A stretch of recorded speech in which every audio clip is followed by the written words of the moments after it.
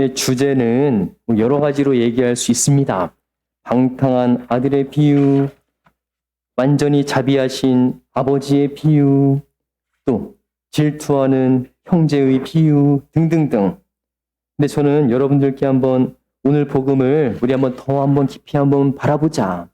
아버지의 사랑을, 자비하심을 가장 깊이 우리가 느낄 수 있는 비유 말씀이 오늘의 이 복음 말씀이에요. 그래서 한번 복음 말씀을 한번 천천히 보면서 한번 우리 더 그 세계로 깊이 들어가면 좋을 것 같습니다. 여러분들 혹시 모르겠어요. 이런 말을 하면 여러분들도 옛날에 아픈 상처가 드러날 수도 있는데 여러분들 혹시 집에서 첫째 아들만 너무 잘해준다고 상처받은 적 있지 않습니까? 저희 어머니는 좀 있던데. 그래서 어쨌든 우리 문화에는 이런 게 있어요. 이스라엘 문화에도 있어요. 근데 첫째 아들이 아니라 둘째 아들이야. 둘째 아들이 갑자기 이렇게 오더니만 아버지한테 뭐라 그래요? 나한테 재산을 나누어 달래. 여러분들은 부모님께 재산을 언제 달라 그래요? 돌아가시기 전에 말하기도 어려운 거야. 그쵸? 보통 그래서 싸움이 나. 그래서 돌아가시기 전에 말씀드리기도 어려운 내용이야. 그쵸? 근데 돌아가시기도 전에 그것도 둘째 아들이 재산을 달라 그래. 근데 이 아버지는 또 이런 놈이 다 있지가 아니라 나눠줘. 근데 또 이스라엘 문화에서는 요게 있어. 이스라엘 문화에서는 아직도 그렇지만 하느님이 에집트에서 이스라엘 백성이 가나안 땅으로 왔을 때 각 지파에 땅을 나눠줘요. 그럼 그 지파에서는 또 각 집안에 또 땅을 나눠줘. 그럼 이 땅은 무슨 땅이에요? 하느님께서 주신 소중한 땅이야. 우리가 지켜야 돼. 근데 이 둘째 아들이 뭘 해? 재산을 받자마자 여기서 일을 하는 게 아니라 땅을 다 팔아버려. 그래서 이스라엘도 아니고 딴 나라에 가서 이제는 재산을 탕진하기 시작해. 부모님 마음이 어떻겠어요? 아프겠지. 형제의 마음은 나였으면 정말 여기까지 얘기할 건 아니고 그래서 어쨌든 근데 탕진을 하기 시작해. 그래가지고 어쨌든 그 소식을 알고 있겠지. 가족들이. 그쵸? 이런 와중에 어떻게 보면 또 기근이 그 마을에 찾아와서 굶어 죽는 일이 생겨.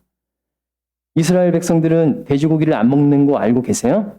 그 이유에 대해서는 여러 가지가 있지만 어쨌든 중요한 거는 이스라엘에서는 돼지고기를 불결하다가 아니라 하느님께서 이걸 먹지 말라고 했기 때문에 안 먹을 뿐이야. 그 이유는 복잡해요.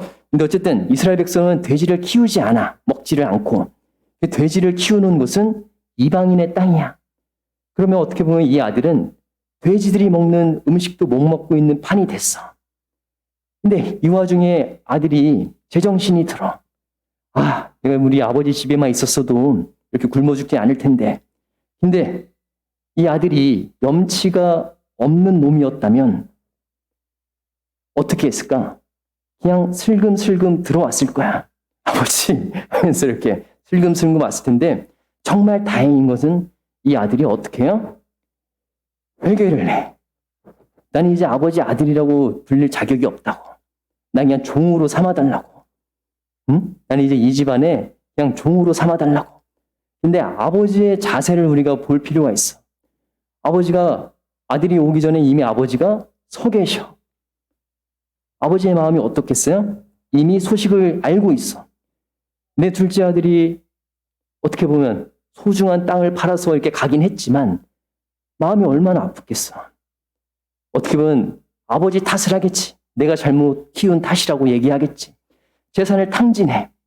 근데 우리 마음 같아서는 사람을 불러서 데리고 올지도 몰라. 근데 이 아버지는, 우리 하느님 아버지는 기다리셔. 계속 돌아오라고. 정말 죽을 죄를 지었지만 이스라엘 문화 안에서는 만약에 예수님이 이 복음을 오늘처럼 이렇게 설명해 주셨으면 이스라엘 백성들은 화를 내고 있을 거야. 그런 놈은 돌로 쳐 죽여야 된다고. 제가 아까 말씀드린 그러한 연유로 둘째 아들이 재산을 달라 그래. 재산을 팔아서 또 딴 나라에 가서 창녀들하고 놀아대. 그러면서 또 돼지를 키워 등등등. 이거는 하나가 어떻게 보면 죽일 놈을 말하는 거야. 근데 예수님이 말씀하시는 거는 이 죽일 놈일지언정 하느님 아버지는 어떻다고요? 돌아오기만을 기다리고 계셔. 돌아오기만을 기다리고 계셔. 돌아오니까 이 아버지가 어떻게 해? 이스라엘 문화에서는 또 우리 양반 문화랑 비슷한 게 있어. 남자가 뛰지를 않아. 좀 답답한 게 있지만. 그래서 아들이 보이니까 어떻게 해? 뛰어가서 이 아들을 껴안아 버려. 아들이 뭐라 그래? 나 이제 죄인이라고. 날 아들로 부르지 말라고. 나는 죽을 놈이라고. 종으로만 삼아달라고. 먹여만 달라고. 그러니까 아버지가 뭐라고 하세요? 아무 말도 안 해요. 아무 말도. 네가 이런 죄를 지어서 이 나쁜 놈아, 내 마음이 어떻게 했는지 어떻게 등등등 이런 얘기를 하지 않아. 아버지가 뭘 해요? 말을 하지 않아. 그죠? 종들을 시켜. 새 옷을 입히라고. 응? 금반지를 끼우라고. 송아지를 잡으라고. 아버지가 마음이 얼마나 기쁘면 내 새끼가 어떻게 보면 우리가 생각하기엔 죽일 놈이지만 이 죽일 놈이 돌아왔을 때 아버지의 마음이 어때요? 세상 그 무엇과도 바꿀 수 없는 행복이고 기쁨인 거야. 아버지 입장에서는. 형의 마음은 이제 달라지는 거지. 중요한 거는 우리는 아버지의 마음만 알고 있으면 돼. 아버지의 마음만. 저는 한번 더 상상을 해봐. 이 둘째 아들이 이젠 아버지의 어떻게 보면 아들로 다시 돌아왔어. 그래서 아버지의 어떻게 보면 소중한 아들로서 대우를 받기 시작해. 그러면 어떻게 바뀌었을까? 어떻게? 예전에는 아버지 무슨 이유인지 몰라도 뭐 형이랑의 갈등일 수도 있어. 형한테 갈 것도 있으니까 내가 빨리 받아가지고 내가 튀어야지 막 등등등 그런 생각도 할 수 있어. 응? 그런 마음에 아버지 나한테 올 것 좀 주세요. 해가지고 그걸 또 그 땅을 받아가지고 지키는 것도 아니고 팔아서 그냥 놀러 나가. 이런 아들이 어떻게 변했을까? 아마 참 소중한 아들이 됐을 것 같아. 왜냐하면 아버지의 마음을 가장 잘 아는, 아버지의 사랑을 가장 잘 아는 아들이 됐으니까. 더 이어서 이런 마음을 느낄 거야. 아, 내가 그때 어떻게 보면 방탕했던 게 참 감사한 일이다. 왜? 내가 그렇게 큰 죄를 지었기 때문에 하느님을 내가 알게 됐으니까. 아버지를 알게 됐으니까. 내가 이 죽을 죄를 지어서 내가 회개할 수 있었으니까. 그때 내가 한 행동이 후회스럽긴 하겠지만 이 행동들이 없었다면 아버지의 마음을 몰랐을 거야. 죽는 날까지. 근데 내가 죽을 죄를 지어봤기 때문에 아버지의 사랑을 체험하게 되고 내가 이제 더 아버지의 아들로서 잘 살 수 있게 돼. 그러면은 과거의 죽을 행동이 어떻게 될까요? 고마운 행동이 돼. 감사할 일이 돼. 제가 오늘 여러분들과 나눔을 하면서 우리 감사한 일들 생각해보자. 은총 받은 거 생각해보자. 저는 언제 가장 은총 많이 받냐고 물어보면 고해성사 볼 때라고 얘기를 하잖아요. 그 말은 즉 내가 죄를 지을 때 은총을 제일 많이 받아요. 라는 뜻이에요. 왜? 죄를 지으면 내 마음이 아파. 하느님과 멀어져. 난 죽을 놈 같아. 그러다가도 하느님의 은총을 다시금 받으면서 다시금 일어나. 그래서 되돌아보면 내가 어떻게 보면 그동안 저도 어떻게 보면 길지 않게 살아오면서 겪은 여러 가지 아픔들. 이거 웃자고 하는 얘기가 아니라 IMF 때 우리 집 망하게 한 사람이 고마울 때가 있어.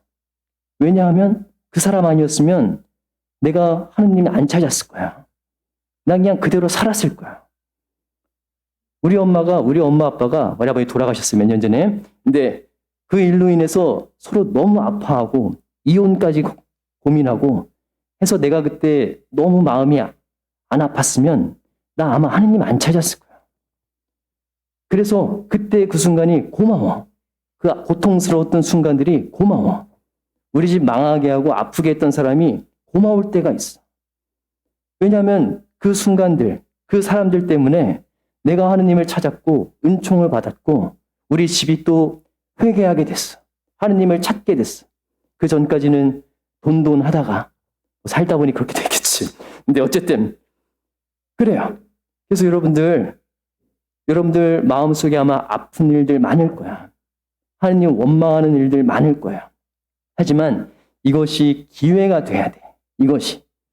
이걸 통해서 여러분들이 하느님의 은총을 또 체험하게 된다면 여러분들 마음 아프게 하는 사람들, 아프게 하는 일들, 이런 것들이 오히려 고마운 은총의 기회가 될 수도 있어요. 말도 안 되는 것 같지만 여러분들의 몫이에요. 하느님의 사랑을 여러분들이 채워갈 때만 이것이 은총이 돼. 안 그러면 죽을 때까지 안 없어질 거야. 여러분들 마음속에 있는 그 누군가, 미운 사람, 원망스러운 사람, 이런저런 사건들. 하지만 이걸 통해서 이거보다 더 큰 하느님 은총을 내가 체험해 갈 때 그것이 기회가 돼. 이걸 통해서 내가 하느님을 만나게 되니까.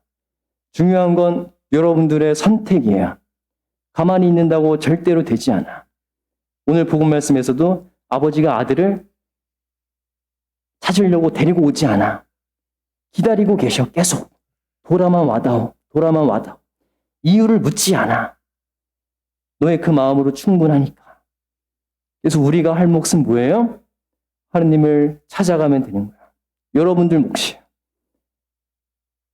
행복하세요, 여러분들. 하느님 안에서. 이건 여러분들의 선택이에요. 아까 말씀드린 거 더 강조해봐야 너무 진부해질 것 같아. 하지만 여러분들이 찾아가야 돼. 그 이상은 해줄 수가 없어. 꼭 하느님 안에서 행복하시고 여러분들 안에서 겪으시는 여러 가지 어려운 일들이 좋은 기회가 될 수 있기를 바라요. 앞으로 더 힘들 거예요.